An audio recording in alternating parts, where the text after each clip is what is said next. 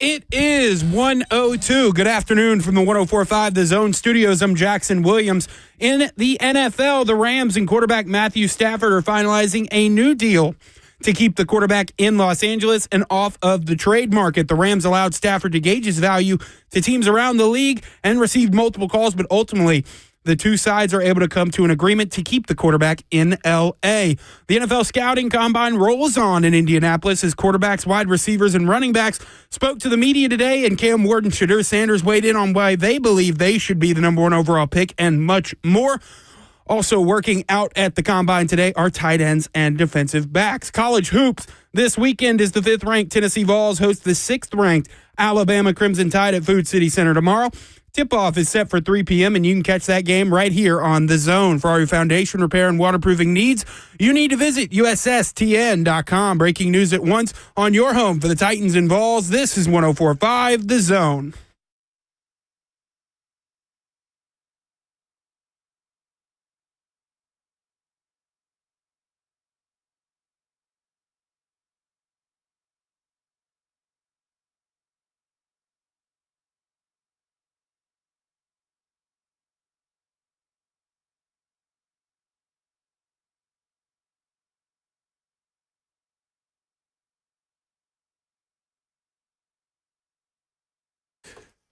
Welcome into the show. It's Cover 2 with Blaine Bishop and Zach Lyons here on 105 The Zone, powered by All Four Seasons Garage Doors, 615-737-1045. If you want to get in on this Football Friend Friday, because we got a lot to get to, we're going to have Stoney Keeley at 1:20 p.m. to talk about the NFL Draft and the NFL Combine and what he's seen from these prospects while they're here. But let's start off with the late-breaking news. Matt Stafford signing back with the Rams. He played it perfectly. We thought that would be the likely outcome, even though I was hoping and praying and willing to existence that he was going to sign with the Raiders. But it looks like that domino has fallen. That means that other dominoes are on the board. It's already been reported that apparently Aaron Rodgers, since being informed that he was going to be released, that he has been, this is from Jonathan Jones of CBS Sports, that he has been calling teams on his own behalf to gauge their interest. He has called the New York Giants multiple times. Now, it does not say that the New York Giants actually answered the phone, but it did say that he has called the New York Giants multiple times. That was weird. That he did? That he did. So I guess he's representing himself. I don't know if he has an agent, to be honest with you. I mean, he may have like a publicist or something, but I'm actually not sure because I don't ever remember of hearing talk. But that's what Jonathan Jones said. I mean, like, he is the one doing the calling. Well, not necessarily mean doesn't have an agent, but I think maybe he thinks maybe they want to hear from here. I misread it. What? I misread his it. Agent? It says has had calls made on his behalf. Okay. I thought that said has made calls on his behalf. So I got a little dyslexic. Okay. Well, that's okay. We do it all the time. Well, yeah, because that would sound really, that did sound weird. Well, he called him himself. Well, maybe he must trying to squash everything and say, we're going to make this personal. I'm going to be the one calling it so they can hear from my voice. That was really weird. Yeah. Well, and to be honest, I wouldn't have put it past him. Right. It sounds like something he would believable. Do. Right. But yes, I got a little dyslexic. He has had calls made on his behalf to teams to gauge their potential interest. Multiple calls have been made to the Giants. Again, nothing really says that they have answered. They have called back. They have gauged interest. But I will say that both Adam Schefter and Diana Rossini have reported with Matthew Stafford remaining with the Rams, New York Giants are investigating all veteran quarterback options, ... including Aaron Rodgers per sources. So they're investigating everything, but everything that we've heard from people that cover the team exclusively is that it was like Stafford, and then it's likely going to be a trade up and trade up to 1. So this is good neuse for the Titans in that he stayed with the Rams, right? Sort of, right? It depends on how you view the quarterback class, I guess. Okay. Because we're going to get to the press conferences. Man, those press conferences just like, they were awesome. Like, I don't know if you listen to them. And listen, I know in the big scheme of things, it doesn't mean anything. Right. But confidence, A+, no doubt. And like other quarterbacks have gone up to the podium, they're a little sheepish, a little afraid, and all this kind of stuff. These two guys, those were some of the best, not just quarterback press conferences, if I were gauging at the combine, but some of the best press conferences. And it's just fun. I mean, it was nice to hear from them. It was nice to see that, they had answers to questions. Obviously, Shadur Sanders is probably very coached up, very polished, very experienced, but Cam Ward put on a really good show too. You could see why teams may want to trade up for them just based on that. If that's how it was really done, just based on that, you could see how that was. But this, I think you're right. It's not the worst case scenario for the Tennessee Titans. But you do have, maybe the Raiders go after Darnold. The flip side is, what's your quarterback situation going to look like? Well, that's what I was asking. Like, does this help or hurt? And to me, it leans more into, I'm not saying either way, but to me, it leans into more helping the Titans in that now as we're starting to get some form of clarity in which direction you should be going. Oh, probably a veteran quarterback with maybe you drafting, hopefully getting the trade out of the number one pick. I'm assuming that is what's going to happen. And maybe you can still get a quarterback that's in that second tier, but then you get that elite player and you stay within, striking distance of blue chip all day, big time, impactful player. So I'm hoping that's what happened, let alone picking up some picks. So I didn't know if you were thinking like that or maybe you're thinking a little bit like that because you still have to sign your veteran quarterback. Right. I don't know if that's Will Levis in the backdrop or if that's a veteran who's actually started for a period of time. If I'm going to have to put up with Will Levis for a year, they can't re-sign Mason Rudolph because I know that came out of the combine yesterday, that they would be interested in bringing Mason Rudolph back. Please, save us, spare us. Now, I will have to be fair to Mason Rudolph. If the shoe was on the other foot and Will Levis's contract was up and he did a one-year deal, I'd be saying the same thing about him. 100%. We can't go down this road of both of them coming back and being on the roster when season starts day one. Now, if one of them is, that's okay. But we've seen what they are in this system, and people can say, oh, it's another year in the system. Yeah, I was disappointed on both sides of that with Mason Rudolph being a veteran player in this league, and I thought he would show better in this offense. And then Will Levis been a complete disappointment from what we expected for him to be as a starter and him not progressing enough in this system to show that he is the guy. So we'll see if he gets that opportunity, or is it more of a placated to increasing his value in preseason to see if they can get some trade, capital, or maybe even in the offseason. I know they're playing it close to the vest, which I like the way how they're doing this, that he's going to be competing. That doesn't mean he's going to be on the team. He has to compete first if he is on the team. That's what they won't say. A lot of people are like, well, he's in the plans. Will Levis is in the plans. He's in the short-term plans. Right.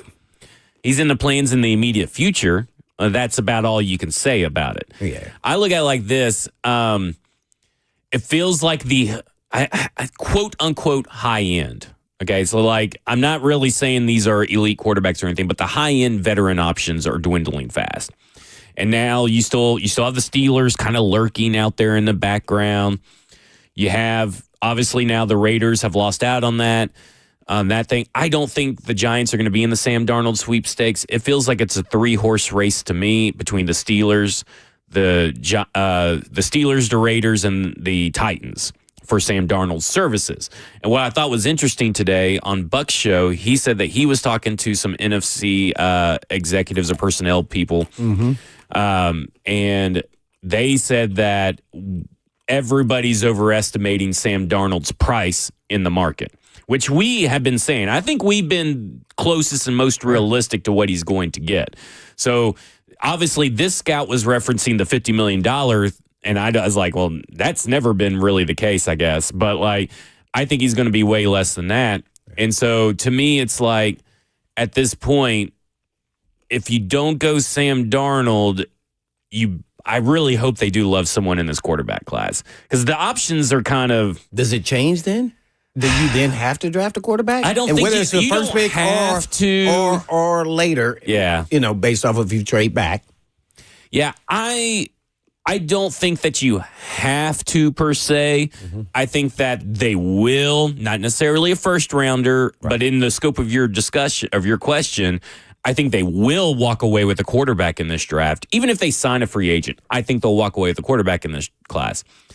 It just depends on which quarterback that is at that point. I just don't think, I don't think you can going in with because I know Jackson even joked about going in the season with Jameis Winston and Will Levis. No, you got to have a third guy, but it could be a you're just rookie telling guy. everybody that this coaching staff is out the door. Like, I mean, right? I mean, like at that point, I mean, I know that they probably are. The odds are stacked against them. I'm not saying about that. But like, I mean, that's pretty much what you're saying is like you're not giving them a quarterback worthy as soon as you don't draft the number one you have the number one pick. You can make the decision. As soon as you don't draft that spot at quarterback or you trade out or don't, then all of a sudden you're telling everybody, it doesn't matter who you actually sign. It's like this year is not the year that we're going to get a quarterback. Well, and we got some clarity from Chad Brinker. He did he has so far has done 2 exclusive interviews with Nick Suss of the Tennessean. We'll talk about what he said in that. There's a few interesting nuggets in there. But first, we'll go to your phones. Let's go to Tommy, who wants to talk about the quarterback situation. Tommy, you're on with Blaine and Zach. Thanks for taking my call. Thanks, Tom. Blaine apparently hadn't watched the Netflix series on Aaron Rodgers. He does a lot of weird things. So Yeah. I wouldn't be surprised if he was calling around on his own.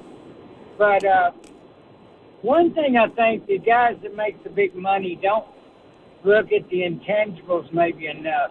To me, if you draft Shadur Sanders, you're also drafting his dad. So what if things don't go right for the first couple of years and there's a bunch of losing? You know, Shadur one time last year blamed his offensive lineman on his performance in one game. And if things don't go right, I could see where he requests a trade and his dad gets involved.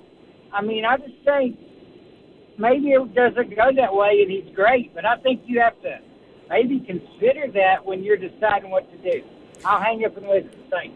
Thanks, Tommy. We've seen plenty of people that have not been fathered by Deion Sanders go through a rough rookie year and demand a trade. So, I mean, to me, that really doesn't do much for me at that point. That's just kind of how I view it. How many times have we seen people in bad years or repeated bad years demand a trade? It happens all the time. Yeah. Deion Sanders, as we've mentioned before, is a non-factor for me as far as if it's influencing where I'm thinking about taking Shadur. That's just it has no impact for me.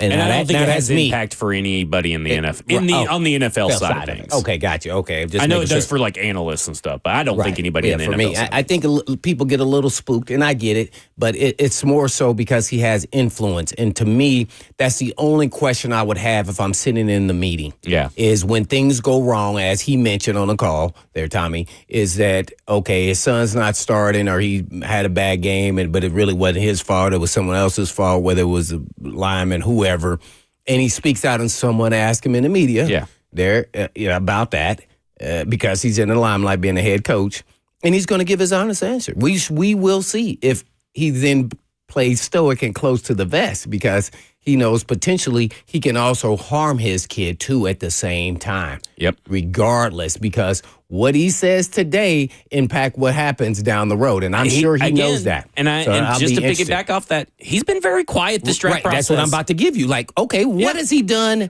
now since he's been going through this process? Right. I haven't heard hair nor high. Exactly. But has he been available for the media? There in Colorado. So technically, he can make himself available to anytime. NFL media. Right. Well, he can. He could be on the field right now at the combine. Yeah. So there you go. That's just how we feel. All right. When we come back, we'll talk to Stoney Keeley, get his thoughts on the combine and the NFL draft. This is Cover 2 with Blaine Bishop and Zach Lyons here on 105 The Zone.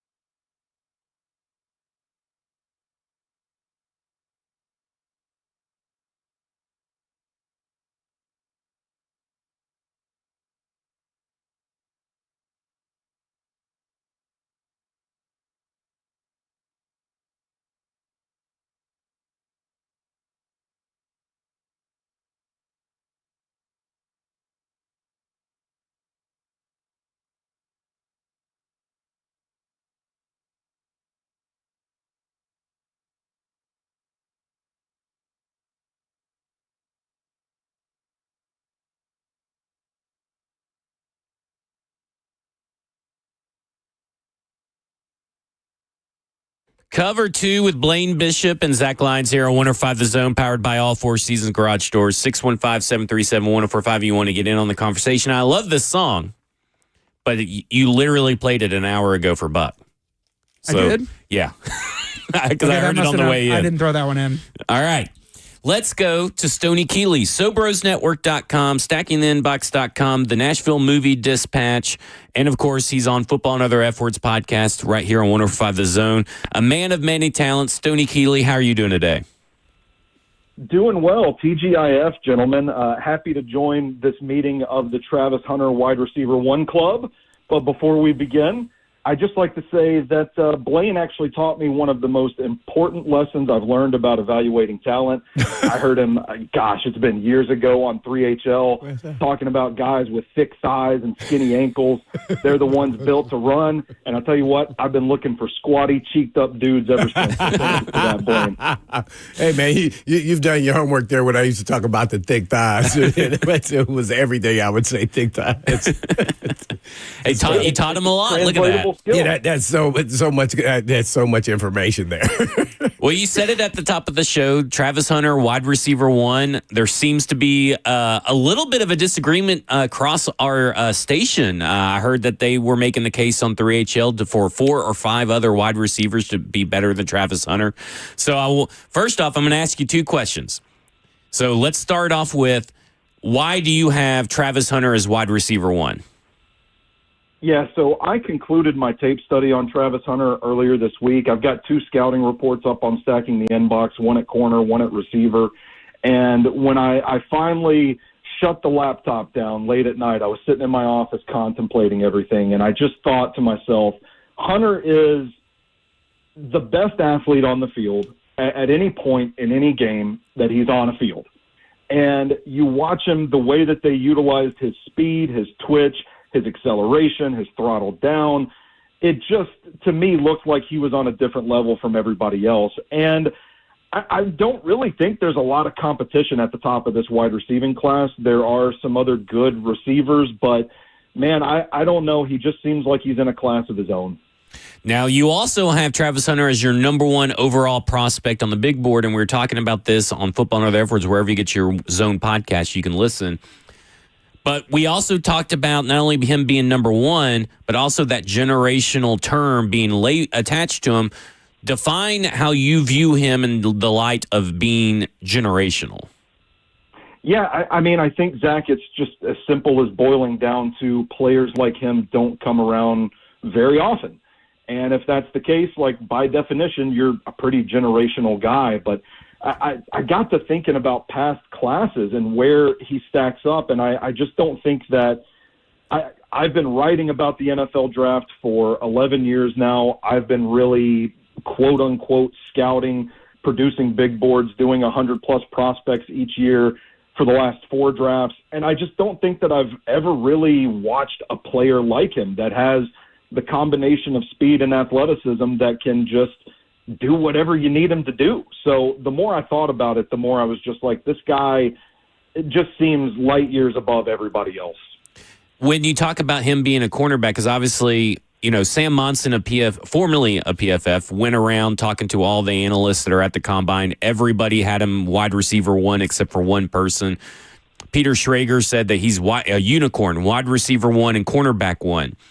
And we have talked about the cornerback class a little bit and his prospects as it. Do you have any concerns about him playing man coverage? Because a lot of people seem to have that concern.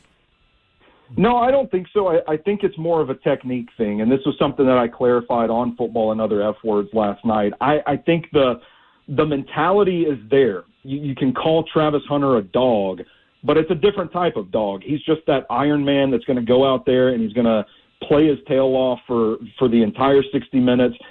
Not necessarily the type that's going to knock you to the ground and kick you in the ribs while you're down type of dog. But that doesn't mean that he can't play man coverage. He played man coverage at Colorado quite a bit, more of like the mirror technique and, getting body on body with a wide receiver, going stride for stride with him, carrying him around in the hip pocket, that sort of thing, like tight coverage where maybe he's not getting up in your grill and punching you and beating you around, but he's just going to stick to you, and he's not going to give you any space to really work with. We're on with Stoney Keeley. He joins me every Thursday night, 6 p.m. on Football and Other Efforts, which you can watch live on all the Zone TV YouTube channels, Twitch, Twitter, YouTube, Facebook Live, and also you can listen now on the pod wherever you get your Zone TV podcasts. Yeah, Stoney, thanks for coming on, man. I guess first and foremost, if you were the Titans, what would you do with your number one pick? Well, in a perfect, that you could do. Mm-hmm. In a perfect world, let's let somebody else fall in love with one of these quarterbacks. Mm-hmm. Let's say the New York Giants would be ideal, so that you could trade back, maybe pick up an extra few picks, and then you still land either Abdul Carter or Travis Hunter. Now, I'm at a point where the prospects of seeing Travis Hunter's speed in this offense for the Titans that needs some juice in the passing game, opposite Calvin Ridley, man, I think you could really take the top off of defense with those two guys. I think you could do some really creative things. So I'm leaning trade back and take Travis Hunter in a perfect world right now, Blaine. Oh, no doubt about it, man. Stoney Keeley, breaking news. He would take Travis Hunter. Wow. Man, that'd be pretty awesome there. With Stafford staying with the Rams, how do you think the dominoes are going to happen here with the quarterbacks here before free agency? What do you think is going to happen there and how it impacts the Titans? Well, I think it's a big domino to fall for the Titans because Stafford and the New York Giants and the Las Vegas Raiders were all in talks. Reportedly, there were $90 to $100 million guarantees in place, and he ends up staying in L.A. So those are two teams that are kind of positioned at a point where they could come up and take one of these quarterbacks if they offer the Titans a haul. It also kind of takes one of the quarterback dominoes off the board, so to speak, with Stafford staying in L.A. So there's an option gone for the Titans, but maybe it opens the door for a trade back. If you take that, then you're trying to figure out, okay, what do we do at quarterback? So it's a really tricky situation. It's complicated. Now you're hearing that the Giants might be rumored to be in on Aaron Rodgers, and if that's the case, then they're not going to trade up for a quarterback. So to me, it's kind of a tricky spot right now. I feel like this could go either way and benefit the Titans, and maybe they get a haul for the top overall pick, or it could be that the dominoes fall around them and they're left at the dance with nobody to dance with. And we're talking about Jameis Winston and Will Levis for 2025. So I think it's interesting. From what I'm hearing, I don't know that they're really in love with all of these quarterbacks in the draft. So we may be approaching Sam Darnold or bust kind of territory. Uh-oh. Stoney Keeley giving us the business here on draft. One more real quick question that just came to my mind, and that is Abdul Carter's injury. Does that impact you at all, or potential injury, let's just say that, to his foot? No, they were saying, like, even if he had the surgery, he'd be ready to play before the draft. So it's like a really quick turnaround time. He didn't miss any time in college. It's not a significant enough injury to really impair him on the field now. So I don't see any reason why it would tank his draft stock. It seems like a pretty minor issue that'll be cleared up in no time. So no impact whatsoever on my board. Stoney Keeley.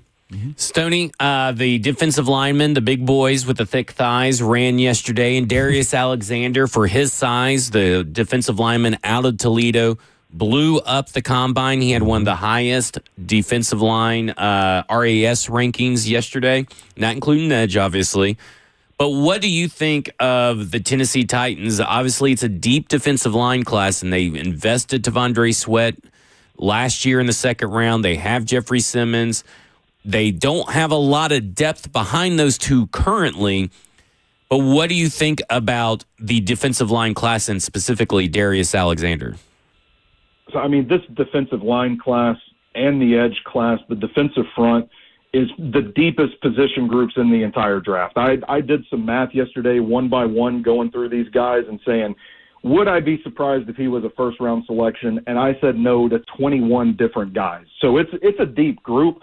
As for Darius Alexander, I actually feel like Tennessee would be a fantastic landing spot for him. Now, with the testing going so well, he had a good week at the Senior Bowl. He's got some pretty decent tape. I don't know that 35 is a good spot to take him. I don't know that the value is there. but they don't have a third-round pick to take him where he's probably projected more to go. So it's a tricky spot, but I do think that if he were added to this Titans roster, it would be a great spot for him because he wouldn't be counted upon to be the guy right away on that defensive line, could be used as a rotational kind of three-tech player. I look at him as a sort of tweener. It's like a wide nine edge rusher that's trapped in a defensive tackle's body. He's got the length to play edge. He's got the frame to play defensive tackle. It's just kind of inconsistent power against interior offensive line guys when they can stand him up and get his pads up. And I don't know that he's really bendy enough to play out wide the range of offensive tackles in the NFL. Good athlete, length, he's well built, he's got some pass rush moves, good hand usage. Like I said, this is a guy that's probably best suited to be a rotational player that can get on the field in situations when they need to get after the quarterback, and you can line him up wherever you need to. Would be a fantastic complementary piece to Jeffrey Simmons and to T'Vondre Sweat. Wouldn't have the expectations of like a first-round pick coming in and starting right away. So I think it would be a pretty good landing spot, and I think the Titans would be thrilled to have a guy with his skill set on the roster. Looking at offensive linemen, obviously they need a right tackle and a right guard. Currently, Trey Smith has been franchise tagged, so he's likely off the table. You kind of like Dylan Radins. We kind of like Dylan Radins. What do you think? What did you see from Dylan Radins last year, even including the time where he was injured, that makes you think that, okay, maybe Dylan Radins can be a stopgap right guard, kind of like Daniel Brunskill for, 2 or 3 years? Yeah, absolutely. I mean, for one, I don't think he's going to break the bank. I mean, you're certainly not paying him $23 million a year like you would be Trey Smith, but I think he really grew into the role. And as the Titans season got progressively worse, I think people kind of tuned out, right? You just kind of tune out the noise at a certain point because you don't want to get let down again. You don't want to be hurt every Sunday.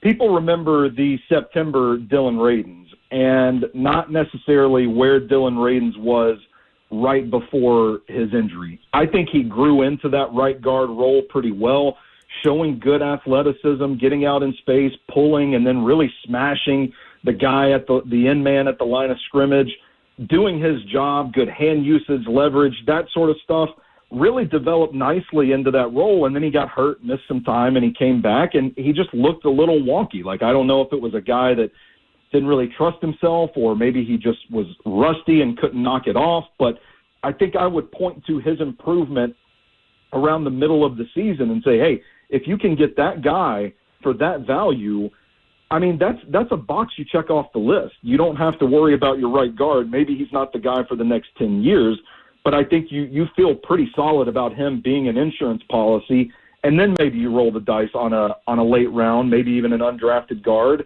and try to develop him.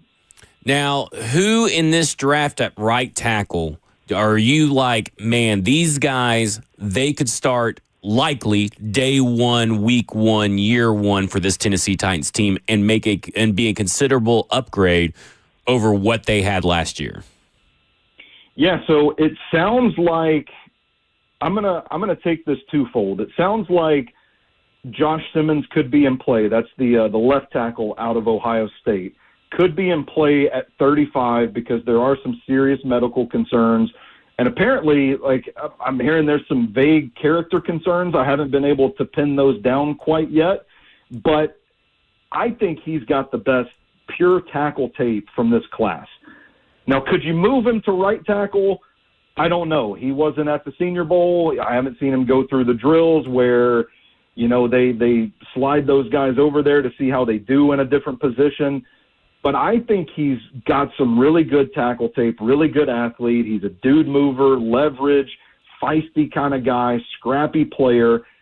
So I think if you could move him to right tackle, that would be great. But I wouldn't shut the door on the possibility of just playing him at left tackle and moving J.C. Latham back to right tackle either. Whatever you've got to do to solidify your bookend tackles, that's what I'm going to be in favor of. So I get the love for Josh Simmons, and I'm not saying I don't like Josh Simmons, but drafting injured players coming off big injury and expecting them to do day one, week one, are you that confident in what you see on tape with Josh Simmons? Well, when you phrase it like that, you reiterate week 1, day 1. Yeah, maybe not. Maybe we'll roll with a Josh Connerly or Ariante Ursary. How about that? We'll throw a few names out there. Okay, so listen, I can't let you out of here without getting your thoughts on James Pierce, the edge defender from the University of Tennessee. Obviously, everybody that listens to this show loves University of Tennessee and James Pierce. So tell everybody where you have James Pierce ranked in this edge class and what you saw on tape that maybe gives you pause of why he's not a top-tier guy right now. Yeah, so I think I definitely like Abdul Carter better than him. Both of the Georgia guys probably. Mike Green is in the mix. I mean, he's going to be edge 5 or 6 for me. I love the speed and the twitch and the length and the athleticism and all that stuff, but it just, for me, doesn't line up with the tape, man. I don't know how you use this guy in the NFL, which I know it's a tired meme at this point that he's just going to end up with the Philadelphia Eagles and be a rotational pass rusher and win a Super Bowl in the next couple of years and Defensive Player of the Year and all that. I get it, but that's kind of what it feels like. I mean, this is a traitsy, toolsy guy that I don't know about his impact and his play strength. I've watched him get stood up and washed out of plays an awful lot on the Vols tape. They were using him kind of sparingly in a role.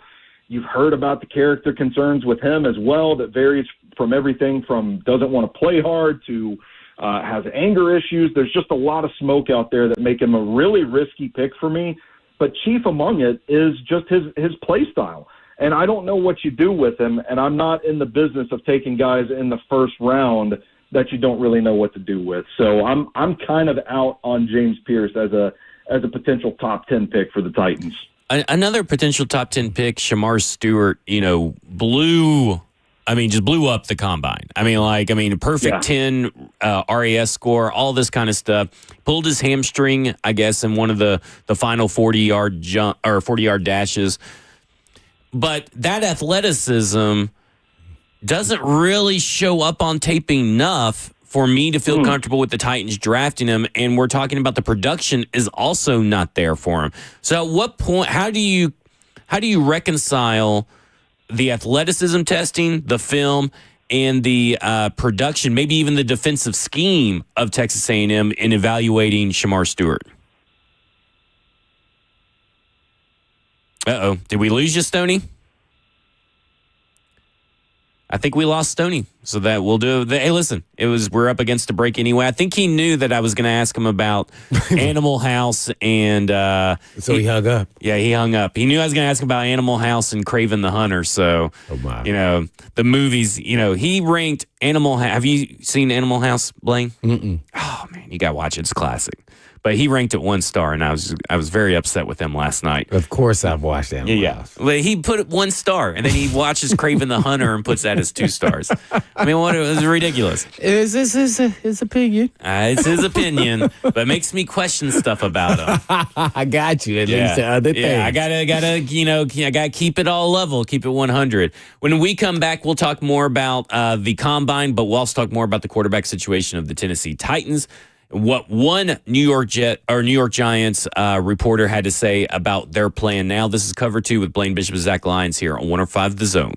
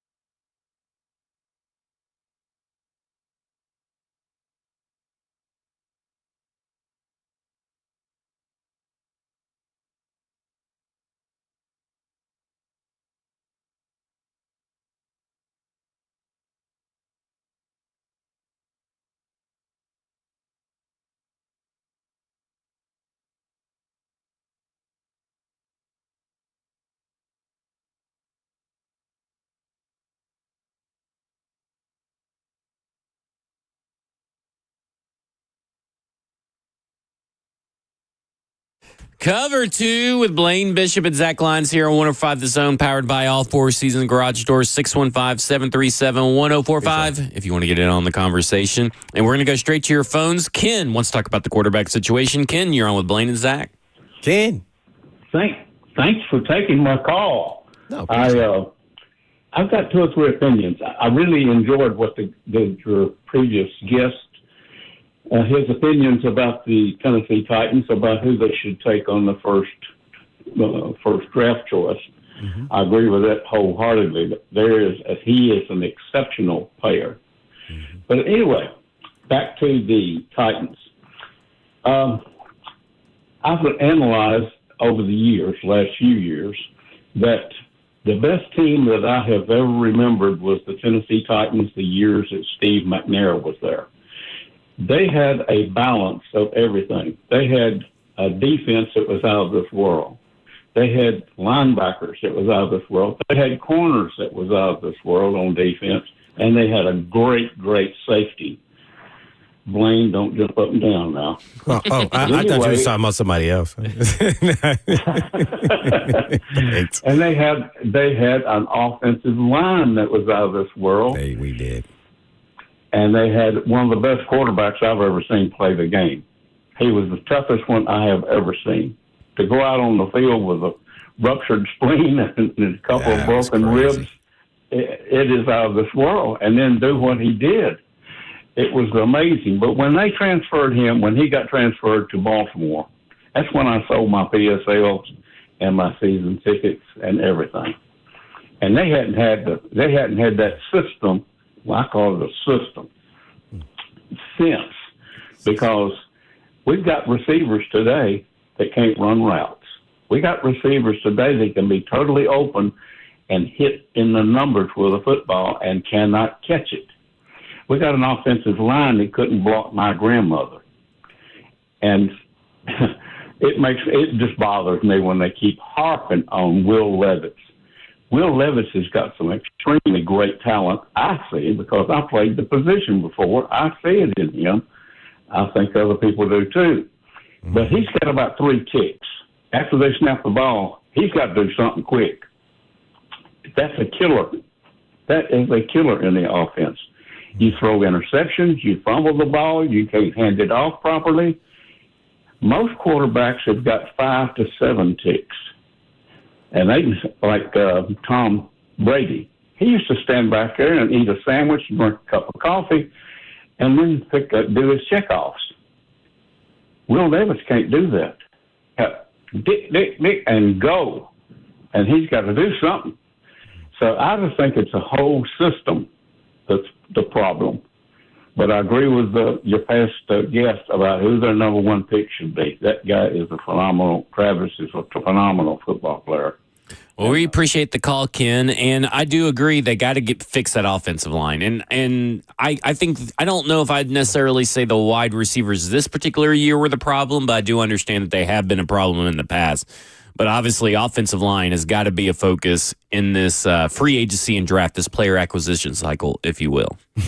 Yeah, it's kind of been that way actually over the last couple of years. Yeah. So that means they're not actually picking the right guys. So now you got a different administration. You'll see if hopefully they pick the right guy. It doesn't have to be a high pick in my eyes. If you go kind of look around the league, you can get some guys in 3rd, 4th. And this is a draft, according to everybody who's, scouting the belly of this draft from 2nd to, let's say, 5th or 6th round. You can get some quality players that can contribute, maybe even start, depending on how quickly they pick up the system. So, they got to get the line right. But, I'm with them on, Will Levis. There were some parts it was all him to blame on certain things, but naturally there in totality the team wasn't very good, and the quarterback and the coach always gets the blame. So that's where we're at. But does Will Levis have talent? Nobody's ever questioned his talent level. Question some of his decision making, and in stressful situations when he makes those kind of decisions kind of hurt the team, especially when you're an average or a little bit below average on talent compared to everyone else. So you got to kind of play flawless. And in this league, by the way, you don't have to have the best talent. You have to have some really good talent that matches up with smart football play. And I think that's what they're talking about when they're talking about the different players they were get, because certain things just shouldn't happen, and it was happening last year. And I don't understand whether they were coached correctly and they were individually making their own mistakes, or maybe some of them, got slipped through the cracks and assumed that they knew what to do. So, and I think it's an issue all over the league. It's just the Titans don't have the talent, so it showed more so than any other team, or at least team I've watched of the Titans. So hopefully they get all those things fixed, and I believe they will. So we shall see then if it's system, as the caller said, about basically he's talking about head coach Callahan's system. Does it really work? Well, let's get the right pieces in place, at least the offensive line, so we can see what the quarterback can actually do, whoever it is. It doesn't even matter to me, but I just want to make sure that the system can work and be productive. Or do you have to have a Jamar Chase and a T. Higgins to make this offense work? Right. That would be pretty telling, too, if you have to have all those wide receivers. You're not going to ever get all of that. That's impossible. It's very, very hard to do, even though it seems like every other team has a good duo. What are we missing? What are we doing? Let's go to CJ, who wants to talk about the quarterback situation. CJ, you're on Blaine and Zach. I love the last caller, Ken, and I also love more than nothing I played the position, so I know that's like the singer. That Luke Bryan can't sing, and I know because I'm a singer. But talking about the most fascinating thing about the Combine and this offseason right now for me is Sam Darnold and the Vikings, and it really comes down to this franchise tag, or does he go into free agency? And I'm really, really curious. I've been just trying to find any kind of information that's out there about this. Is it truly a game of chicken where Minnesota is, they're going to get allegedly a compensation pick next year for him? So you're talking about 105 to 115 overall. Mm-hmm. So the short answer is, shouldn't they be able to get something between, a third rounder at the least, or a couple picks that would, on a value chart, way more than that 110 pick or whatever that is going to be? Or is the teams like the Titans or the Raiders, are they playing chicken where they're like, you know what, we're not going to engage in a trade situation, so let them go to free agency? Because, of course, Minnesota, they're ready to turn it over to J.J. McCarthy. They don't want to get stuck with the $41 million. Is that really what's going to happen here, I guess, is the question. Great stuff, fellas. Thanks, CJ. So the way I kind of look at it from just a pure does it make sense kind of situation. And in fact, I mentioned it earlier, Chad Brinker has done at least 2 exclusives over at the Tennessean with Nick Suss that came out today. And he essentially said, let me find it real quick. Brinker said it is quote, reading things correctly when asked if the Titans will be hesitant to trade premium draft picks for veteran players. So that should tell you, and that was in regards to Matt Stafford, who was much more sought after on the market than likely Sam Darnold will be if the tea leaves are to be believed. So I do not think that the Tennessee Titans have any interest in trading for him. Now, could the Raiders now? Possibly, but Adam Schefter actually just reported, just real quick, he just reported with Matthew Stafford remaining with the Rams, the Las Vegas Raiders are now expected to investigate veteran quarterback options that include Russell Wilson, Justin Fields, and Sam Darnold, per sources. Now, that doesn't necessarily mean that they're not investigating a trade for Sam Darnold, but if anybody could do it, it would be the Raiders. But I think that you would hold out and play chicken with the Minnesota Vikings, because I just don't think that they want to get into this game. Because he's right, you're likely to get a third-round comp pick. Why would any team want to trade a second-round pick and pay Sam Darnold money when you're already on the hook for $40.2 million? So basically, that says that the Titans are still in the hunt. Yes, that's what I think. I mean, but it's like, I kind of agree with Stoney. It kind of feels like Sam Darnold or bust for, Sam Darnold or bust in free agency, right, but you still have the draft to fall back on. Yeah, and I would agree with that, yeah. Or you get another veteran, quarterback that's not on the same level. He won't be your franchise quarterback. I don't know. We shall see what happens here. I really think the Vikings, real quick, I think they're going to move forward with J.J. McCarthy, and I think they're going to play with Daniel Jones as their veteran guy. I think that was their whole point of bringing in. They were looking down the road of what it could possibly look like, and they wanted to get a hands-on look. And I thought that was a great idea. People can talk about Daniel Jones or not, but in this role with this team, with the players that we have around him, can he be a lot more successful if something happens to McCarthy or if he beats him out and he's just not ready yet?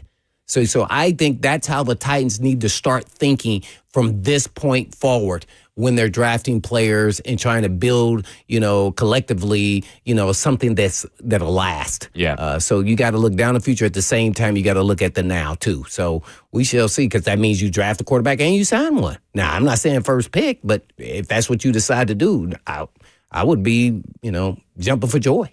Yep. When we come back, we'll talk some more about Aaron Rodgers and the New York Giants that just came out.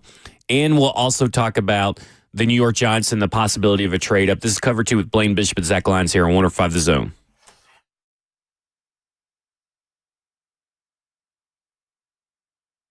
Did you know you're overpaying for your health and wellness products? With over 20 company-owned brands offering its members vitamins, supplements, wellness, and skincare products, you're able to save up to 70% off retail. Members Nutrition can't change your life, but we can change the way you live.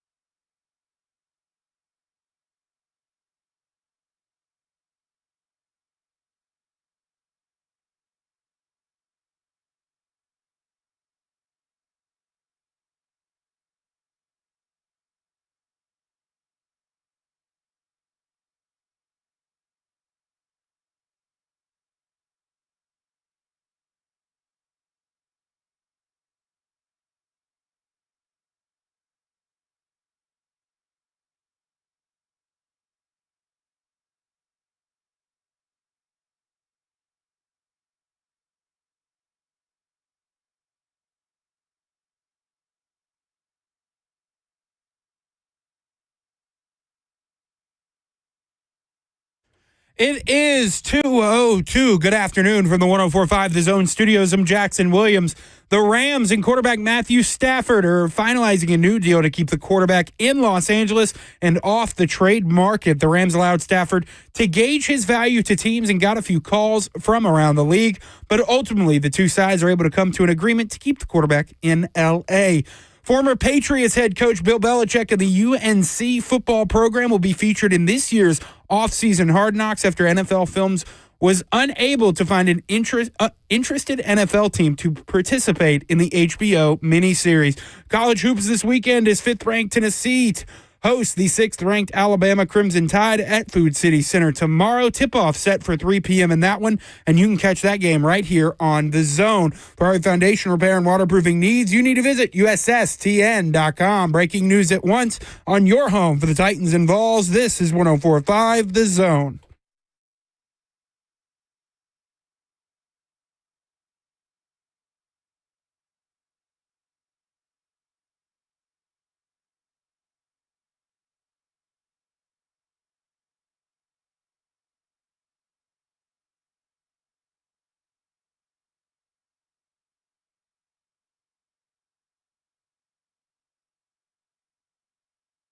Cover 2 with Blaine Bishop and Zach Lyons here on 105 The Zone, powered by all four seasons garage doors, 615-737-1045. You want to get in on the conversation. The scouting combine drills are going to be starting up here. We'll keep you informed of anything exciting that may happen. But first, we'll go to Bobby, who wants to talk about free agency. Bobby, you're on with Blaine and Zach. Yeah, I was just wondering who you guys got in like top 5 overall for draft free agency in this year. Okay. I heard Deebo Samuel's coming up, and I think that he would be a great fit here. Gotcha. I'll hang up and listen. Yeah, no problem. Now, Deebo Samuel's being in talks to possibly being traded. The Texans and the Commanders are the top two in that. Excuse me. I would have said probably Trey Smith would have been high up on my list. I'm kind of staying away from Josh Sweat, I think, who's another high-priced item. I'm kind of looking at it like this. Who's all that? I don't think I really want to spend a lot. And I know they don't really want to spend, but you still obviously have to find, certain guys out there. I wouldn't be mad finding an inexpensive safety if one gets cut. Like a Rayshon Jenkins out of Seattle, who is likely not going to cost you an arm and a leg. He's not a Javon Holland. A Juan Thornhill would be someone kind of like Thornhill that. From the Chiefs, right? Right. If you wanted to get, I don't know if you want how much Ronnie Stanley's really going to cost, who is the Baltimore Ravens former first-round pick. He seems to be trending in that direction. He could play either side for you, left tackle, right tackle, but he's mainly been a left tackle over his career. That would be something that you signal that you would be moving J.C. Latham over, or maybe because he's about to be 31, maybe you're going to put him over at right tackle, especially with his injury history, Ronnie Stanley. I like Sam Darnold still as in that top area as well. I would be interested in Cameron Bynum, who's going to be 27. He's a safety out from Minnesota, and you could put him across from Amani Hooker, and you'd have a pretty good back-end depth right there. So that's just a couple of names out there. There's a lot of names I'm not going to be very angry at if the Tennessee Titans walk away with. Nothing. Well, I mean, for the right price, a lot of guys. And I think we're looking at middle-of-the-road veteran guys. Like, we cannot forget to mention, NWI is a free agent. Right. So the NWI, Dylan Radins and Sebastian Joseph Day are all guys I wish they'd walk away from. I would try to bring actually all those guys back. I actually like them for the right price. And that would probably be somewhere in the middle of the road for, let's say, NWI, $5 to $7 million per year on a 3-year deal. Day, because these are role players, but they play vital roles. But there's pieces that you got to have on your team to help square away that you have some depth, but also production. And the caller beforehand, he's talked about, what he liked about our team. Well, it took a maturation process for that to happen. So that was 96, 97, 98. And then all of a sudden, that fourth year in 99, it all came together, let alone we had the new uniforms and the stadium. So that was a buildup. So that's what they're dealing with actually right now. to me. The processes are a lot faster, so I would say the next 2 years they should be building up to something like that, and hopefully they can. But any free agent here that plugs a hole for a good, modest rate is fine for me. I don't really have a player that just stands out so much like, oh, we got to have him. There's nobody out there like that. Yeah, I wouldn't even be that way for T. Higgins. I know a lot of people in this market love T. Higgins, but again, you're paying money to a guy who I don't know when's the last time he's finished a whole season healthy. Like, I'm just out on paying top of market money to a guy like that. I know that when he's healthy, he's very, very good. No doubt about it. But, like, you got to start, finding dependable players that can give you at least 15 games a season in the 17-game season. I think you can find some good depth pieces at receiver this year, like in the 4th or 5th round, that can come in and be, let's say, what NWI is today, can be at least that level. And I'm okay with that. If you drafted Shadur Sanders, or why not draft LaJohntay Wester in the 5th round? A guy that can play the slot, can return punts, kicks, has great yards after catch What's ability. What's the other guy from Colorado? What's his name? Horn Jr.? Who is that guy? You got Jimmy Horn. You got Will Shepard. You got Travis Hunter. I mean, like, you got all those guys. Those are all guys. Get someone that he's familiar with. Cam Ward. Again, you could get Xavier Restrepo if you want to in that draft, and pair up someone that just adds. And that first off, those players are good. They fill a need on this team, but they also allow the transition for Cam Ward or Shadur Sanders just to be a little bit more comfortable. Yeah, no doubt. Well, speaking of free agents, we mentioned earlier about Aaron Rodgers and how, even though I kind of misspoke when we were talking about this, but Jonathan Jones said since being informed of his release a couple of weeks ago from the Jets, Aaron Rodgers had calls made on his behalf to teams to gauge their potential interest. Multiple calls have been made to the Giants. Now, that's kind of worded that he's making his side is making the calls. And then he goes on to say in another video clip from the Combine that posted about a few minutes after that one, says there certainly has been interest from Aaron Rodgers' side on the Giants-Rodgers rumors. So not necessarily the Giants side. But what about the Tennessee Titans? Well, guess what? Chad Brinker was asked about the possibility of adding Aaron Rodgers. And as we just read from Jonathan Jones, since being informed of his release, and he's had calls made on his behalf to two teams to gauge their potential interest. So when asked by Nick Sussin, the Tennessean, Brinker says he hasn't spoken to Rodgers since news broke about his impending release, and he expects the future Hall of Famer to be selective about what kind of teams he'll be willing to sign with. Quote, "Of course I know Aaron Rodgers," Brinker said. "I have a lot of respect for Aaron as a player and even as a person. I know Aaron would still like to play. But I think, like I said before, once we see what's going to transpire here, maybe over the next few days, the first domino will fall and we'll see the landscape from there." Obviously, this is before Matt Stafford decided to go back to the Rams. But if Aaron Rodgers has been calling and they haven't heard from Aaron Rodgers, I think that kind of if these are true, if both of these are true, because it is line season, caveat line season. So you're talking about the Titans, per se? Or, okay. Yeah, the Titans. If he's been calling teams to gauge interest, and he has yet to call the Tennessee Titans over these last few weeks, and according to them, they haven't talked to him, then that probably says he's not interested in the Tennessee Titans. That would be the conclusion to draw from the two statements being made. You talking about Rodgers or Rodgers? Titans? Yeah. So Jonathan Jones is reporting that Aaron Rodgers his team has been calling teams for the last few weeks. No, I followed you. Yeah. No, what I'm getting, I was trying to get clarity on making sure he said he hadn't talked to Aaron Rodgers. Yeah. That could be a true statement. That's what I'm saying. It is Lions season.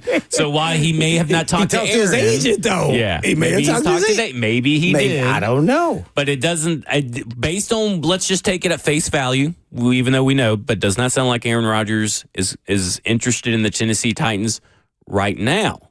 Mm-hmm. Because what if Aaron Rodgers doesn't find a landing spot? Is he going to become? Then maybe the calling comes. Maybe he becomes desperate. Maybe the Titans become desperate. Mm-hmm.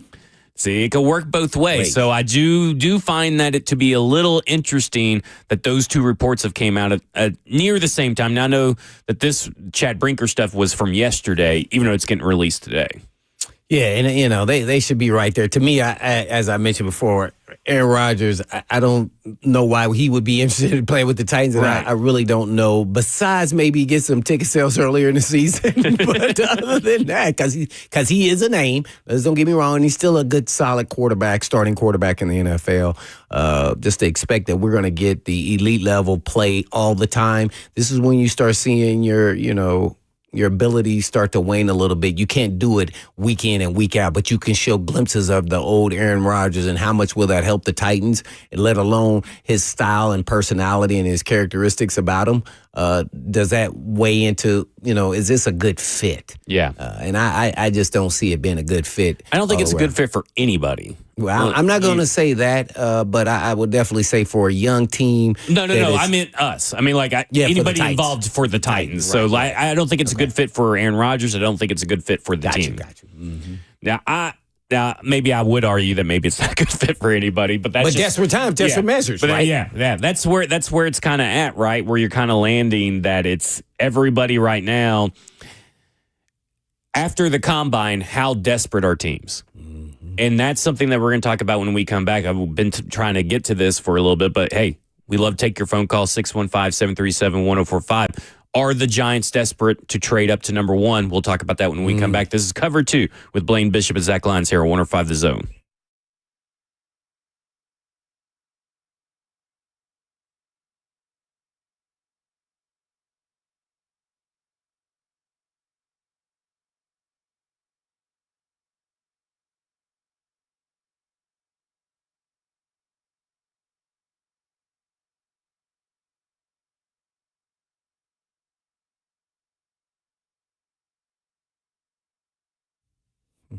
For many of you who have lived here a long time, you already know Eurofix has been in Middle Tennessee area for your European car repair needs now for 26 years.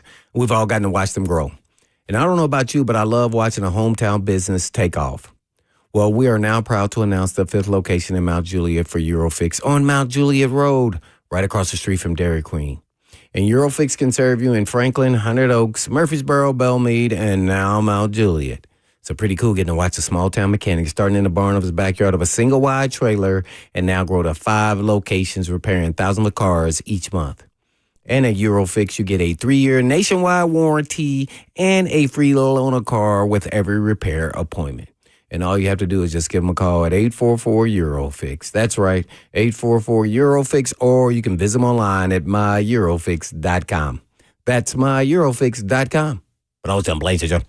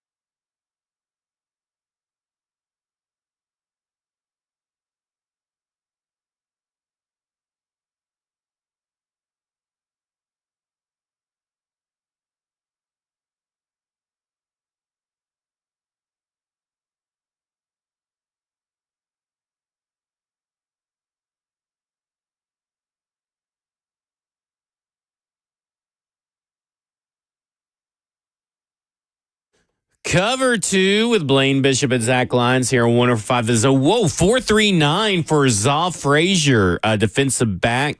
What is that? I think that's is that San the Antonio. Roadrunner? The San Antonio? Yeah, San Antonio State Roadrunner. Man, he was flying. But UT let me say something. Jade Barron, he is a dude. Yeah, I like him from Texas. He's like, if you need a cornerback that is going to give you everything he's got, leave it all out on the field, but also be like a guy that's doing the X's and O's and film study, like my boy Blaine Bishop across from me. Oh, yeah. Bayer was that. That is that guy. That guy is going to be good. And he ran a 4.4. So, this is awesome. Yeah, Maxwell Hairston is up next from defensive cornerback from University of Kentucky. He just did the Blaine Bishop where he started off with false start. I was doing a cheat code, man. Yeah. I was doing a cheat code. They wouldn't let me do it. All right.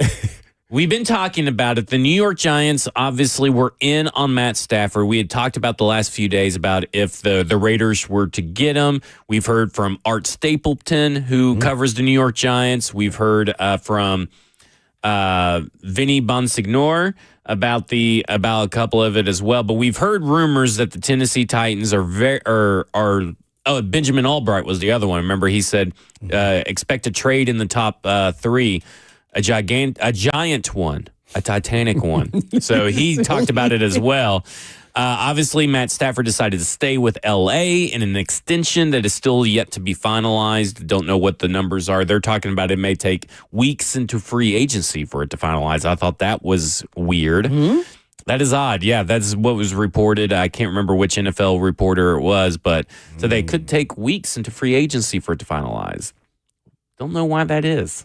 So that's peculiar. Sounds a little, fishy. That sent it up a little bit. You've already gotten the parameters of where the money's going to be.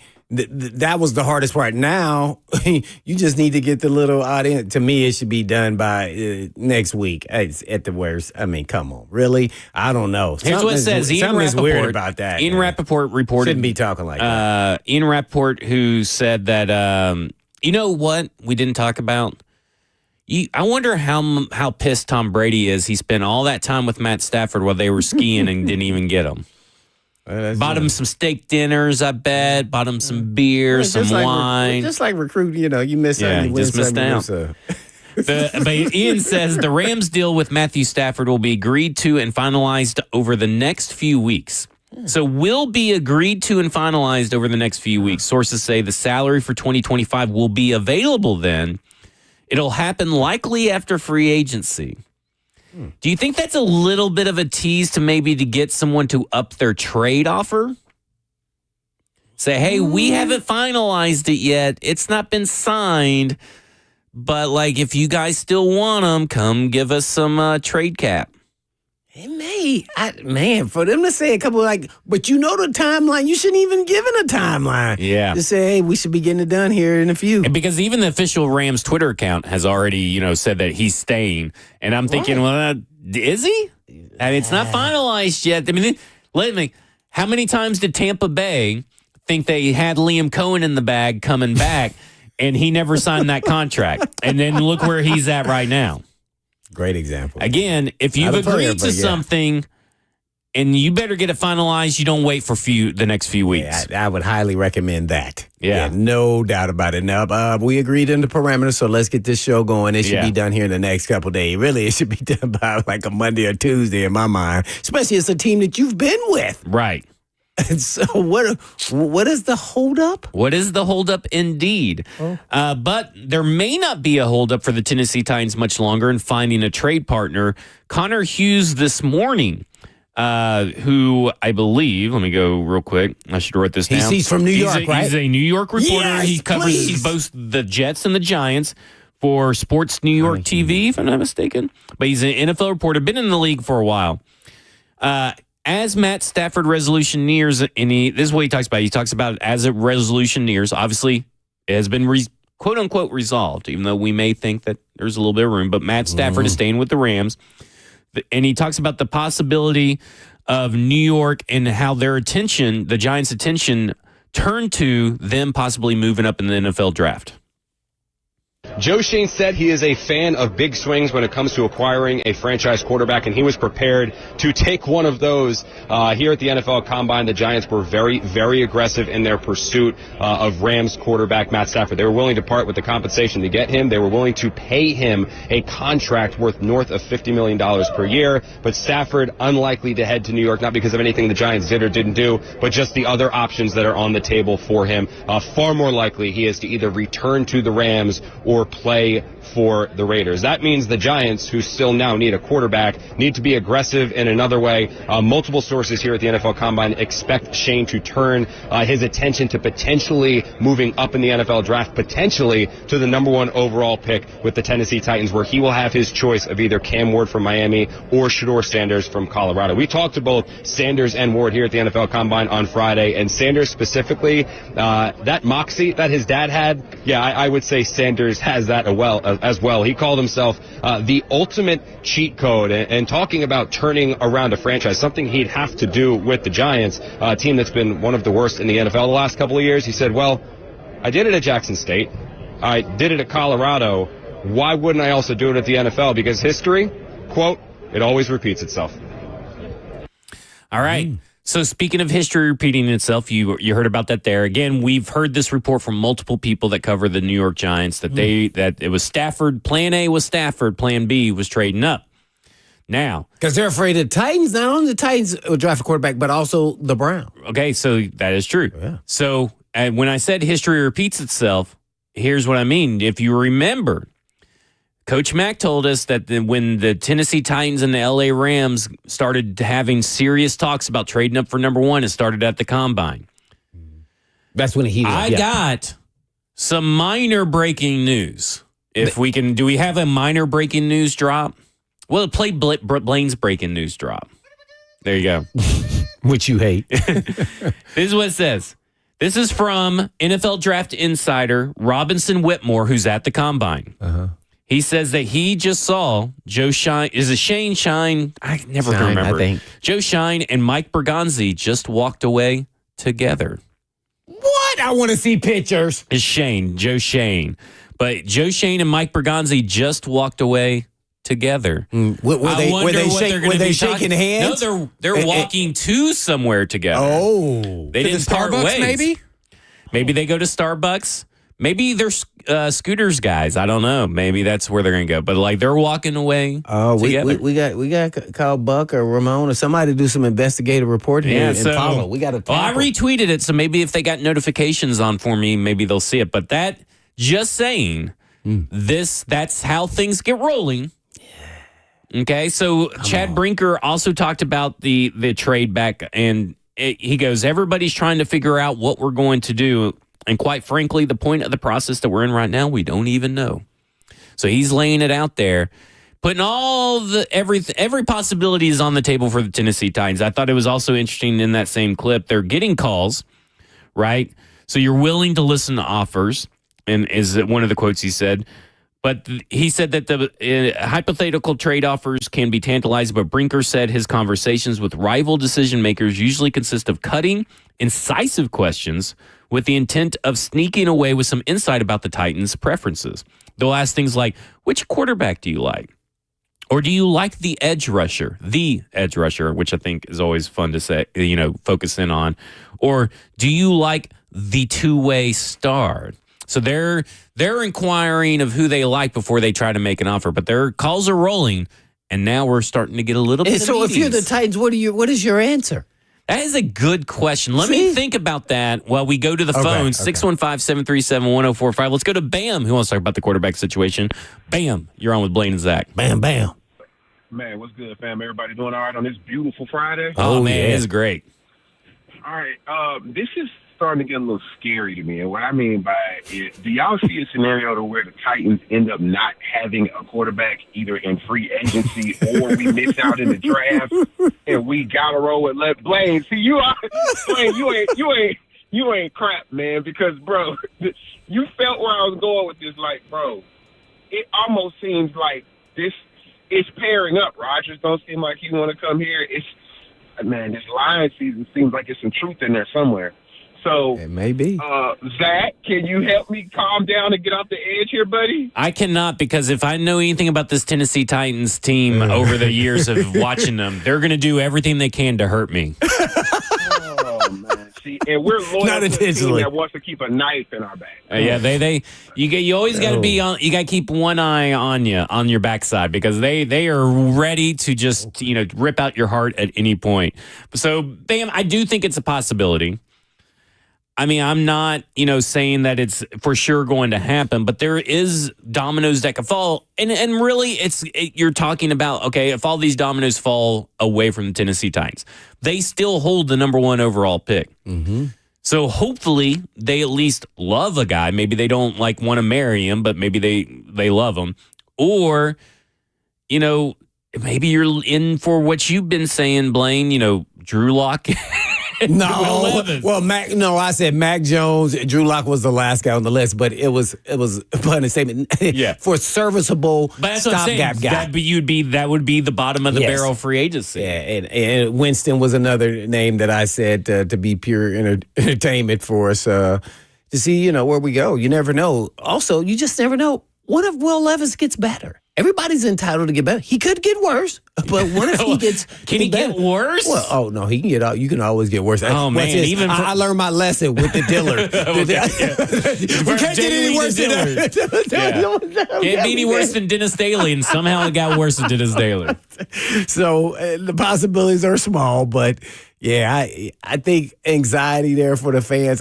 I just know there's always going to be somebody available. It doesn't even matter what position. Just a matter if you're going to like them or not. They're going to sign somebody. Yeah. My guy, Caleb Bransall, who's all the defensive backs are kind of mixed in, who played safety at the Senior Bowl, but it's from Tulane. Oh, I never heard. 4-3-3. He was great. He was awesome at the Senior Bowl. I really enjoyed stuff that I saw from him. Yeah, he's getting coached by who? Yep. A Tennessee great. There you go. JJ McCluskey. Is that his name? Yeah, that's his name. McCluskey was his last name. I'm pretty sure. He used to play for the Saints.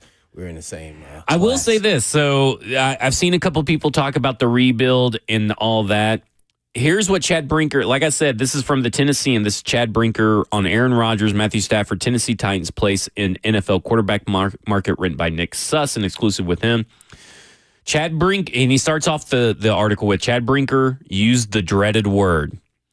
This is the word they should have used last year, by the way. I know people don't like hearing the word rebuild and stuff like that, and I don't know if I really want to use that word. Well, you just did. But at the same time, we're in a position where we do. We've kind of got to rebuild this roster and build it back up again. Brinker, the Titans president of football operations, told the Tennessean in an exclusive sit-down interview from the NFL Combine. So they're in rebuild mode. Now, I think at this point, most fans should probably have realized that. We've talked about it. After winning 3 games, no doubt. Yeah. I mean, we said even if they don't use it, we're going to be using it. They're in a rebuild. They used reset last year and tried to sneak under the radar with that. But that just sent mixed messaging. So they're telling you, everybody's been telling you, and everything they've said, they are doing a rebuild. So as far as, sometimes in a rebuild, you may not get a pillar that you need to be that can raise the foundation, right? You may just get, some nails, and that may be what you're getting in this quarterback free agency class or this quarterback class. Because, even if you draft a quarterback first overall, does not guarantee that they're instant success. Does not guarantee they're Jaden Daniels or C.J. Stroud. So they could be a precarious situation the Tennessee Titans find themselves in. There's some fast defensive backs this year. Man, they blazing. I keep looking up and somebody blazed by 4-3. Oh, what? I didn't see Hairston and Porter, Maxwell Hairston from Kentucky, 4-3-0. That's crazy. Wow. Good for them. Missed Upton Stouts. I don't know what Upton Stout, the Western Kentucky.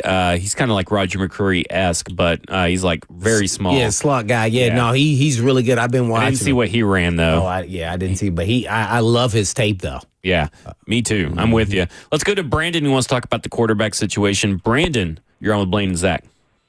What's going on, guys? Hey, Blaine, man, you're crazy, dude. Will Levis is no better than a third string. He can take his mayonnaise bleep on back to Kentucky. Yeah. I'm a big Vols fan, so what about Hendon Hooker, man? He's got a lot of gas in his tank, and he really hadn't had much playing time, and he would be great, dude. Did Milton sign back with the Patriots? He's under contract with the Patriots. He just got drafted, so he's not going to be a free agent for a little bit. Yeah. Right. Okay. So, but Hooker's open, right? No, he's not. He was a third-round pick. He's still under contract with the Detroit Lions as well. Yeah. I thought I seen a post said they were going to get rid of him. Well, they may, but it hasn't been done yet, and we don't. They may, but I don't know if they will or not. No, yeah, I like both of those third-round pick. Yeah, I like both of those guys. So it'd be interesting to see if they become available. Will the Titans go after them? Do they feel like it's a better option than Will Levis? Brandon, are you still there? I'm still here. Okay, so I got a question for you. What draft pick would you trade for Milton, and what draft pick would you trade for Hendon Hooker? So if we're trading the number one, we can get several more draft picks to trade for a QB like that and still add an extra draft pick or two in our pocket. Would you agree? I would agree, but you didn't answer the question. How high of a draft pick would you trade? Let's say you trade back. Well, how high of a draft pick would you trade for those quarterbacks? Late round 2 for one of them. A late round in the second, or correct in the second, yeah. Okay, all right, thanks. All right, I'm screening these calls, Jackson. You got to do a better job because a second round pick for two guys that were drafted outside of the second round later. I don't care how many draft picks you got, is not good business. It's Friday. Friday. So he's already checked his 3-day weekend. He's already started. Gotcha. I saw someone in, I don't know where, I think it was in one of Stoney's tweets. He was talking about something, and someone said that they would trade the first overall pick for Joe Milton, and I think they were serious. I know. I think they were serious. I think you could. I know they've offered him up. That'd be why not interesting. just trade for Josh Dobbs at this point? Let's trade a third for Josh Dobbs. Watch this. I would trade. Watch it. I would trade a 6th or a 7th for Milton. I would do that. Hooker. I'm with you on that. I don't think a trade like that is out of the situation. They don't solve your quarterback problem more than likely, but they at least provide depth in the quarterback room, maybe some competition for Will Levis. But let's ask the Tennessee guys back here, Zach, not actually the value for the players, but which player of the quarterbacks, Bananas and Jackson, do you like or prefer, Hooker or Milton? I've seen more proof of concept with Hendon Hooker. Hendon Hooker. I think Joe Milton is a outstanding concept, but the concept just has rarely paid off. And not in the NFL. I haven't seen either of these guys really in the NFL. Milton started the last game. He did, and he performed pretty well. He did. But I've seen Hendon Hooker do better things at the collegiate level. Mm-hmm. I don't know. I just think they're both crapshoots at that point. I mean, hey, you know who's available? Jarrett Garantano.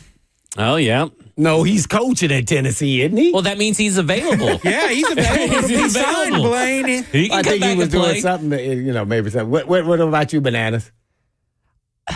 I'm with Jackson. I really haven't seen enough of. If I'm going based off pure potential, Joe Milton. Yeah, I mean he's built. It was talked about his entire time in Tennessee is just the athleticism and the arm strength and what he can bring. It was really the mental and putting it all together. Oh, that really sounds familiar to a quarterback I'm intimately familiar with on the Tennessee Titans. Maybe the Tennessee Titans want Joe Milton because it fits that quarterback system that they currently have. But or Jalen Milroe. You take Joe Milton and then you take Will Levis and you may have one quarterback. Let's throw Milroe in there. Let's throw Milroe away. Let's go to Doug in Nashville who wants to talk about the quarterback situation. You don't want any one of those three? Doug, what you got? Hey, I know all this talk about the draft and the quarterback. Let's just be honest. One draft's not going to save this team. What's available next year? What quarterback is going to be able to come out and be as good as what you're getting right now? Because you'll be middle of the road drafting next year in the first round. So what's available? I'll hang it for this. Yeah, I mean, there's plenty of guys that are kind of like on the radar. There's and this is in no particular order, it's just how they pop in my head. Lenora Sellers, Miller Moss, Garrett Nussmeier. We got to tell us the schools. Well, sorry. Now you're going to slow down the process in my head. Lenora Sellers, South Carolina. Okay. Miller Moss, USC. Crap. There's a kid from UTEP that I like. I cannot remember his name. Garrett Nussmeier from LSU. Yeah. Drew Aller from Penn State. Mm-hmm. It could possibly be Nico time for him to leave if he takes a jump. And, of course, University of Tennessee. Will Arch be eligible? Maybe. Yeah, Arch is eligible, but I don't know. All signs point him to staying. Until he has a great year and then wins the Heisman. Yeah, Cade Klubnik from Clemson would be another one. Yeah, Klubnik is really good. Yeah. So there Malik Murphy as well. He just transferred. I cannot remember. Did he transfer to Duke or UN? No, maybe it's UNC. I can't remember. But I mean, there's a bunch of guys that we don't know what they're going to be next year. But I would expect Garrett Nussmeier, Drew Aller, and Cade Klubnik to kind of lead the pack in taking another step because they have a lot of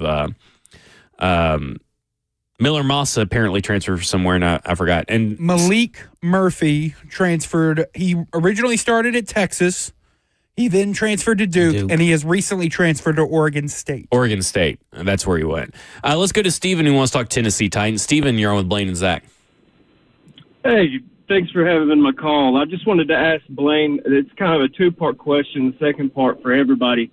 Blaine, what do you think is the most important characteristic to build your team around, speed, smart players, the locker room? Because I think that's more important than a high draft pick because you got 53 players on that team, and not all of them are going to be the first overall pick. And then I just wanted to say Seth Hennigan, man, he was the best quarterback in the entire state of Tennessee. Where's his love at? I'd love to see him get snatched up wherever they mock him at. I'd say, yeah, we've been talking about him for a while. Yeah, this is a pro Seth Hennigan show. Yeah. I agree. He was easily the best quarterback in the state of Tennessee, including the professional team. Mm-hmm.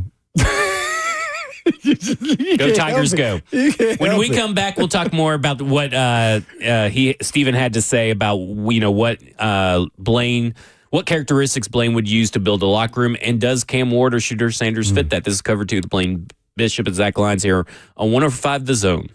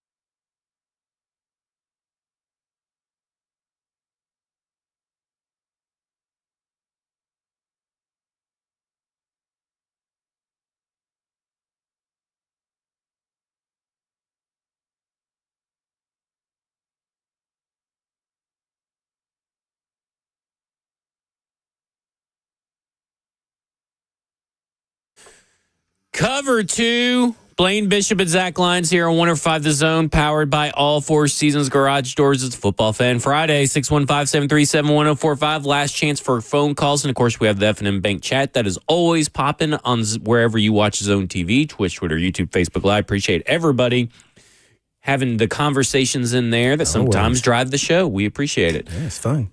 All right, so Steven asked, and this is going to set up a Cam Ward clip, so I want you to listen to the Cam Ward clip before this, but before you answer. But what traits do you think you need in a locker room to find success?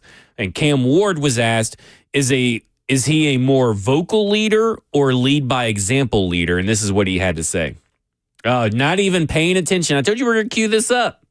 It is ready. Okay. The audio's ready. I'm ready. I'm more both as a leader, especially throughout college. I've grown to be more vocal, but at the end of the day, it's all about leading by example, I believe. The quarterback is going to always be the highest paid player on the team, and he has to showcase that skill every Sunday and every day throughout the facility to his teammates. I just think I'll be one of those guys in the long run, and I'm looking forward to it. That was not the quote I thought he was going to say. He also said something about these are grown men. I shouldn't have to tell them how to play football or something to that effect. So I agree with that. I thought that was going to be the quote because that was the better quote. Well, leadership styles are all different based off your personality type. You can lead by example. I would say McNair was more of a lead by example than a vocal leader. So it depends on just the style and personality. What team you're coming to based off, does there need to be leadership done? And naturally, when you're the quarterback, you're always going to be having some form of leadership. I think people get it confused just because you're playing quarterback that you have all the leadership qualities, and that does not always happen that way. It's no different than when you get promoted at a job and you've been there for a while. Do you still have the skill sets to be an actual leader? So that the question was asked to me, and I kind of really thought this out because I love this because I've done a lot of different things with leadership, and I've been a leader pretty much at anything that I've ever done. It first starts with 3 different categories, and that is your physical traits when you're talking about players, and we're talking about the mental traits as well as their leadership and team fit traits.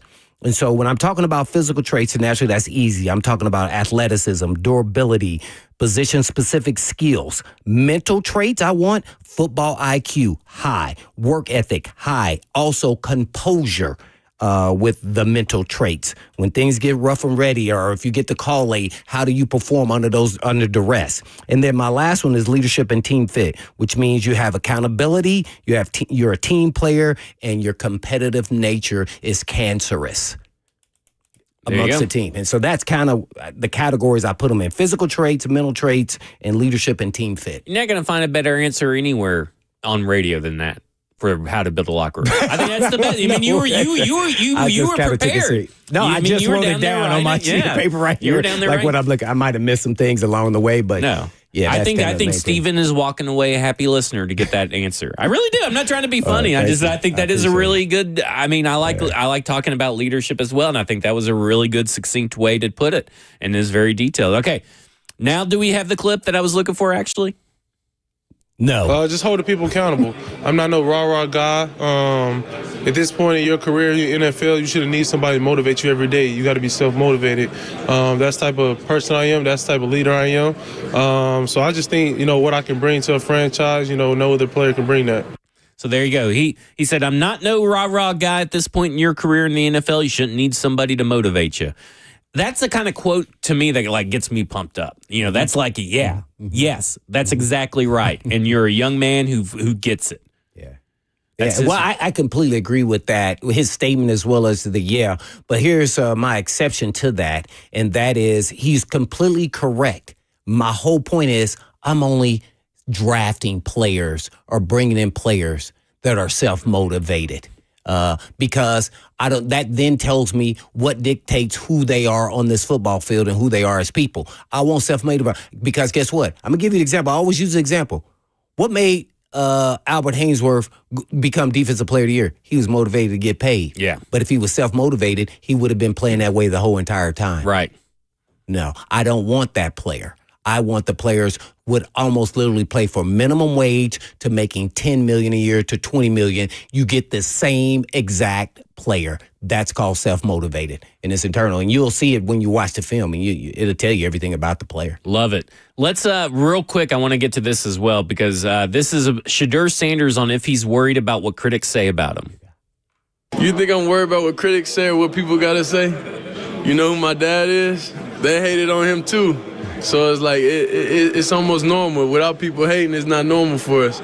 So we like the adversity. We like everything that comes with the name. That's why we are who we are. There was also, he went on to said, the people that don't think he's one of the top quarterbacks and stuff like that, he's like, what film? He's essentially saying, what film are you watching? Right. He says, I think that's influenced by outside stuff. Right. He basically saying it's personal. Name. Yeah, he's just saying basically it's just personal. You just don't like the Sanders just because you don't like the Sanders. And that's okay, but we're going to keep it moving. We're not even paying attention to that noise. I thought... I liked what both of them said. Their teammates. And I kind of expected that from Shedeur Sanders, obviously, because, he's very well coached up. I know nothing really about Cam Ward, and I got a little bit of insight into his attitude. The player he is on the field playing the game, but how does he view all these certain things that come up when you are an NFL quarterback? And I thought that I'm looking at both these quarterbacks, and again, I'm just kind of like, it's a pick your flavor quarterback class. They're quarterback 1 and quarterback 2 to me is very close together in this draft class, and it's just like pick the flavor of the day. It's the flavor of the day, just like going to pick your favorite ice cream. If today is the day, yes, you do it. Both of them are well coached up. They're both fabulous players, and they deserve to be the top 2 guys. So, as far as the quarterback. So, I didn't think they were going to say anything malicious anyway. I think they're sharp guys. They understand this game, and they're built to play the position. Actually, even more so what comes with it when you get in the NFL, Shedeur, more than any, I think you mentioned it because of the following of that last name and who his dad is. So I think he's more equipped, especially for some big media market area. So if he end up in one of those big media market areas, I wouldn't be stunned at all that he fits right in and is very comfortable. The LA Rams reportedly have been busy because the Rams and offensive tackle Alaric Jackson, who they allowed to test the market by seeing what teams would trade for him, are getting close on a long-term extension per sources. The deal's not done, but it's trending in the right direction. This is the guy they offered up for trade, right? Yeah, they've offered up 3 people for trade: Matt Stafford, Alaric Jackson, and recently, Jonah Jackson. That's who I'm talking about, Jonah Jackson. He was right in between Stafford and Jonah, was Alaric. And so now, I missed that. There you go. So maybe they're getting the whole crew back together. Let me ask you a question just real quick. Okay. Banning the tush push, for it or against it? I've been meaning to ask you all week. Yeah, I was going to ask JD the other day, Jordan Zeddy, that, because we ran out of time. I'm for it. Just find a way to stop it. But it can present some really serious issues. You saw what Chris Jones did in the game. So I would be very interested to see what happens because they haven't banned it yet. It hadn't even been mentioned until now that they're maybe considering maybe you have to do something else. I don't think they're going to do anything, at least as far as this next upcoming year. Yeah. I'm with you. I do think it will have to take some kind of injury, but I hate that that's what it would take for them to change their mind about that. I know I get everybody's like, find a way to stop it, but nobody's been able to find a way to stop it. Really and then now they're trying stuff that is like, could put people in serious harm's way. I mean, you saw them trying to time the snap and everything, and you've seen Chris Jones now trying to go at an angle, and he jammed his neck. I don't know. It's gonna get a little crazy. Mm-hmm. But that's it. But it is Philly though. So remember, they're the city of brotherly love. Yeah. So they hug all people in the NFL there in New York. All right, that'll do it for us. It's been a great week. We appreciate everybody listening to us. 3HL's up next. This has been Cover 2 with Blaine Bishop and Zach Lyons here on 105 The Zone. And in the meantime, and in between time, peace.